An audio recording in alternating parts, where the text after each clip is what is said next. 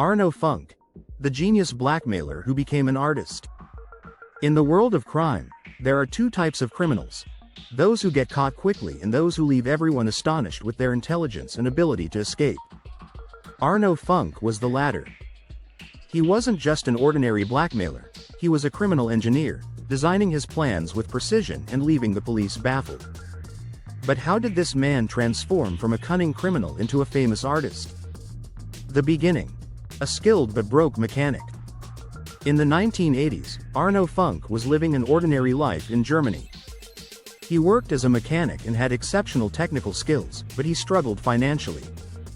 He didn't want to spend years working for a low wage, so he began thinking of a way to make money quickly.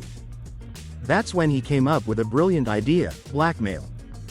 The first operation: a genius versus the police. In 1988, Funke chose his first target, the famous department store chain, Kaufhof. He had no intention of robbing the store. Instead, he wanted them to willingly hand over the money. He sent a threatening letter demanding a large sum, warning that he would detonate a bomb inside the store if they didn't comply. But Funke wasn't just an amateur sending random threats. He knew the police would monitor any suspicious activity, so he designed his own sophisticated explosive devices and created a complex system for receiving the ransom. He instructed the police to place the money in bizarre locations, like self-moving carts or hidden compartments, making it nearly impossible for them to catch him. In one of his ransom retrieval attempts, the police deployed helicopters and surveillance technology, but Funke was always one step ahead. The police failed to capture him, and he seemed like a ghost they couldn't catch.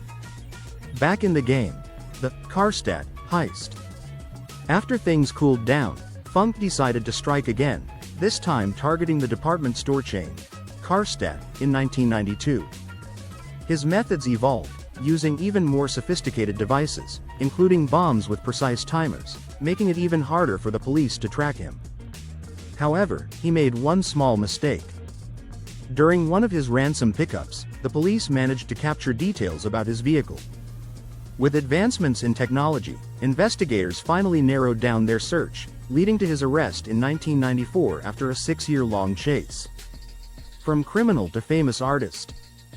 Funke was tried and sentenced to 9 years in prison, but his story didn't end there. While in jail, he began to explore his artistic talents, drawing satirical cartoons about his life and his experiences with the police. After his release, he became a professional cartoonist, working for German newspapers and magazines. Instead of being remembered just as a criminal, he turned himself into a media personality, using humor and art to discuss crime and law enforcement, as if he had flipped the script on those who once hunted him. Why is his story so fascinating? Arno Funke wasn't just a blackmailer. He was an example of how intelligence and meticulous planning can turn a criminal into a legend. His story isn't just about crime, it's about transformation, how someone can change from a fugitive to a successful artist.